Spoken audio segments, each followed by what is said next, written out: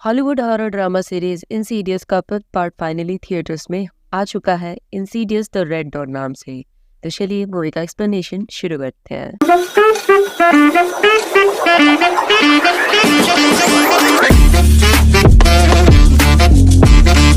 Movie के starting scene में हम जॉश और डाल्टन को देखते हैं। पास में हुए इंसिडेंट को पूरी तरह से भुलाने के लिए ये दोनों एक थेरेपिस्ट के पास आए हुए होते हैं जिसका नाम कार्ल होता है।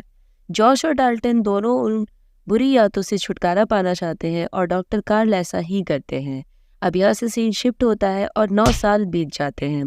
यहाँ हम देखते हैं कि जॉश की माँ का फ्यूनरल चल रहा होता है जिसमें जॉश बहुत ज्यादा दुखी था। उस फ्यूनरल में जितने भी लोग मौजूद थे वो सब जॉश की मदर की तारीफ कर रहे थे। उन सब का कहना था कि वो एक अच्छी महिला थी।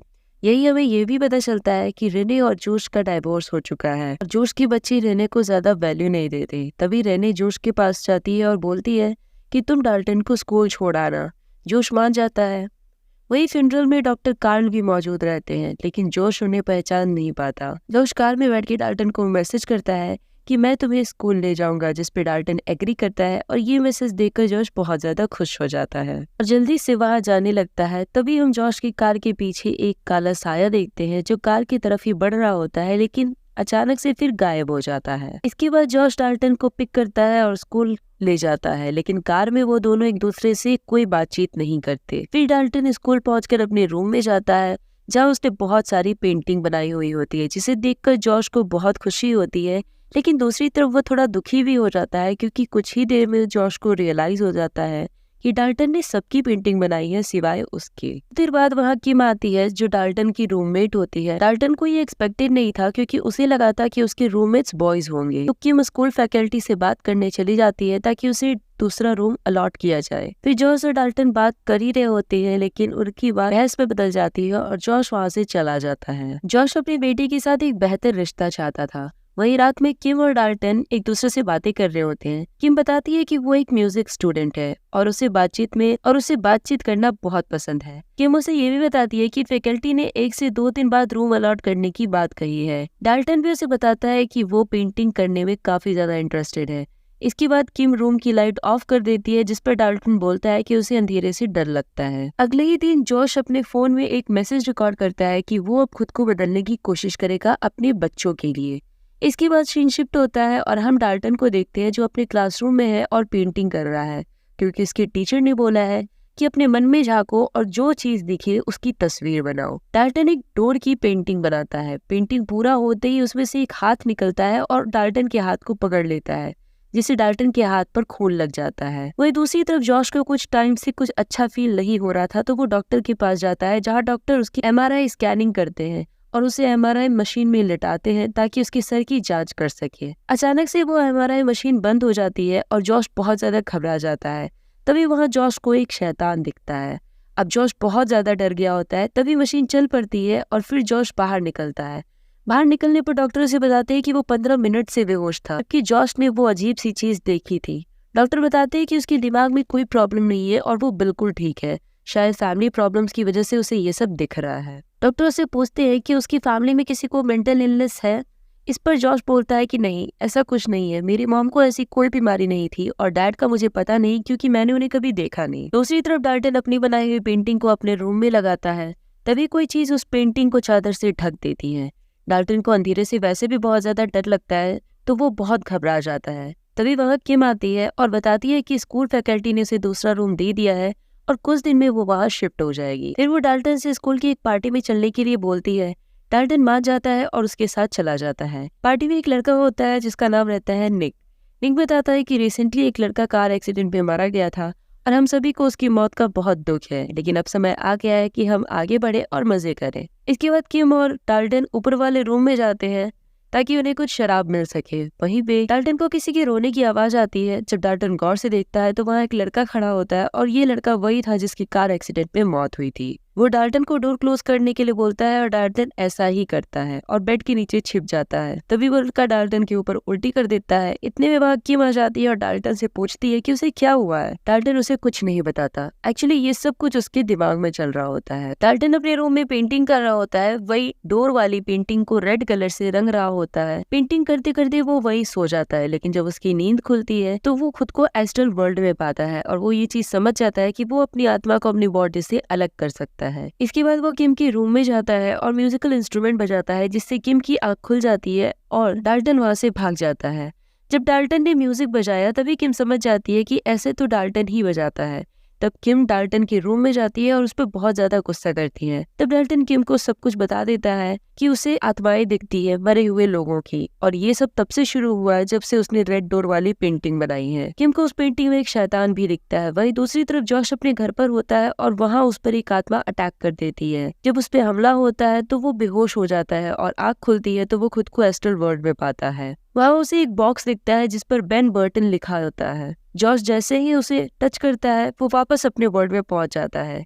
उसे कुछ समझ में नहीं आ रहा होता है कि ये सब क्या हो रहा है। जब वो उस बॉक्स को खोलता है तो उसमें उसके मॉम और डैड की एक तस्वीर निकलती है और एक लेटर भी होता है, जिसे पढ़कर उसे बहुत हैरानी होती है। दूसरी तरफ हम देखते हैं कि डाल्टन अपने क्लासरूम में पेंटिंग बना रहा होता है। इस बार जब वो अपने मन में झांकता है तो उसे पास्ट में हुए इंसिडेंट्स याद आने लगते हैं। इसके बाद वो अपने रूम में आता है और पेंटिंग को गौर से देखने लगता है। तभी वहाँ किम आती है और बताती है कि उसे पता है कि डाल्टन के साथ क्या हो रहा है। उसने इंटरनेट पे सर्च किया और पता लगाया कि ये सब एस्ट्रल प्रोजेक्शंस के कारण हो रहा है।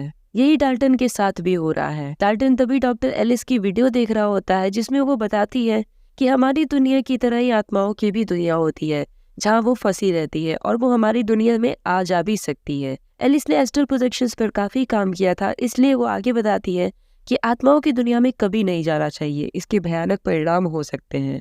डाल्टन बोलता है कि उस लड़की ने बोला था डोर बंद कर दो। शायद वो मेरी पेंटिंग की बात कर रहा था, क्योंकि जब से मैंने ये पेंटिंग बनाई है तब से ये सब कुछ हो रहा है। मुझे इसका पता लगाना होगा।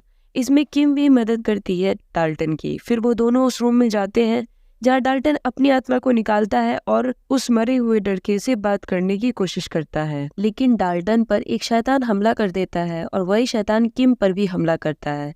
वो किम को मार ही रहा होता है कि डाल्टन अपने बॉडी में वापस आ जाता है और किम भी जाग जाती है। किम बहुत गुस्सा करती है डाल्टन पे, क्योंकि डाल्टन जिस चीज से उलझ रहा है वो बहुत खतरनाक है और वो अभी मरते मरते बची है। वो डाल्टन से इन सब चीजों को छोड़ने के लिए कहती है, क्योंकि शायद अगली बार वो सब बच भी ना पाए, और वहां से चली जाती है। तभी डाल्टन फॉस्टर को कॉल करके बताता है कि उसने अपनी पूरी फैमिली को शैतान से लड़ते हुए देखा। उसे अचानक से कुछ याद आता है और वो अपने रूम में जाता है और अपनी पेंटिंग पे उस शैतान को पूरा बनाता है।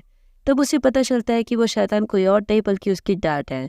दूसरी तरफ जॉश अपने डैड के बारे में पता लगाने की कोशिश करता है तो उसे पता चलता है कि उसके डैड भी एस्ट्रल प्रोजेक्शंस कर सकते थे। एक दिन जब वो ऐसा कर रहे थे तो आत्माओं की दुनिया में ही उनकी मौत हो गई। फिर जॉश रेने से मिलने जाता है और वहां पहुंचकर वो सारी बातें उसे बताता है। वो उसे बताता है कि उसकी डैड भी एस्ट्रल प्रोजेक्शंस कर सकते थे और उसे डैड दिख रहे हैं। तब रेने भी अपना सारा सच उसे बता देती है। वो बोलती है कि वो शैतान बनकर अपने ही बच्चों को मारने की कोशिश कर रही थी, इसलिए उसने डाइवोर्स ले लिया। तभी वहाँ फॉस्टर आता है और डाल्टन के द्वारा बनाई तस्वीर दिखाता है और बोलता है कि डाल्टन को काफी टाइम से विजन्स आ रहे हैं। दूसरी तरफ डाल्टन पेंटिंग को देख रहा होता है और तभी उसपे से एक हथौड़ा बाहर आता है, और जब डाल्टन उसे टच करता है तो वो देखता है कि उसकी मॉम अपने दोनों बच्चों को समझा रही होती है कि कुछ नहीं होगा। तभी वहाँ पर उसके डैड आ जाते हैं और सबको मारने लगते हैं। वो छोटे डाल्टन को भी मारने वाले होते हैं, लेकिन तभी प्रेजेंट टाइम का डाल्टन उसे रोक देता है और सीधा एस्ट्रल वर्ल्ड में पहुंच जाता है, जहाँ पर उसे और भी स्पिरिट्स मिलती है जो उसे पकड़ लेती हैं। जब आंखें खुलती है डाल्टन की तो वो उन्हीं स्पिरिट्स में से किसी एक के कंट्रोल में होता है। तभी किम वहाँ आती है और डाल्टन से माफी मांगने लगती है, लेकिन डाल्टन उस पर हमला कर देता है क्योंकि वो पॉजेस था। तभी जॉश वहाँ आता है और अपने बेटे को बचाने के लिए एस्ट्रल वर्ल्ड में एंट्री लेता है, जहाँ पर काफी मुश्किलों के बाद वो डाल्टन को बचा लेता है। जॉश डाल्टन को बताता है कि ये स्पिरिट्स मुझे कंट्रोल कर सकती है, पहले वो मुझे करती थी, अब तुम्हें कर रही है, और इस आत्माओं की दुनिया से मैं बाहर निकलना होगा बेटा। वो लोग जा ही रहे होते कि तभी एक शैतान उन पर हमला कर देता है। फिर जॉश उसे रेड डोर के बाहर ही रोक देते हैं और डाल्टन को जाने के लिए बोलते हैं। वही किम डाल्टन के बॉडी को प्रोटेक्ट कर रही होती है आत्माओं से, लेकिन जैसे ही डाल्टन जागता है स्पिरिट्स भी गायब हो जाती हैं। इसके बाद डाल्टन अपनी बनाई पेंटिंग को डिस्ट्रॉय करने लगता है, क्योंकि इन सब चीजों का मेन रीजन वही पेंटिंग था। इधर जॉश एस्टरवर्ल्ड वही फंस जाता है और उसकी हालत कुछ ठीक नहीं थी। वही शैतान उसे मारने ही वाला होता है, लेकिन जैसे ही डाल्टन पेंटिंग बर्बाद करता है वो शैतान भी वही फंस जाता है। फिर जॉश को उसके डैड दिखाई देते हैं और लाइफ में पहली बार वो अपने डैड को देखकर इतना खुश हुआ था। फिर जॉश की आंखें भी खुल जाती है और वो रियल वर्ल्ड में वापस आ जाता है। फिर वो रेने को बताता है कि डाल्टन अब ठीक है। नेक्स्ट डे जॉश डाल्टन से मिलने जा रहा होता है, तभी उसे डॉक्टर एलिस मिलती है जो बताती है कि वो उसकी मॉम को जानती थी। जॉश को भी एलिस हल्की हल्की याद होती है। वो जैसे ही गाड़ी में बैठता है डॉक्टर एलिस गायब। फिर वो डाल्टन के पास पहुंचता है और एक पेंटिंग देखकर बहुत ज्यादा खुश हो जाता है। दोनों एक दूसरे के गले मिलते हैं और एंड सीन में वो पेंटिंग दिखाई जाती है जो डाल्टन ने बनाई थी। उसमें उसके डैड उसे बचा रहे होते हैं और मूवी यहाँ खत्म हो जाती है।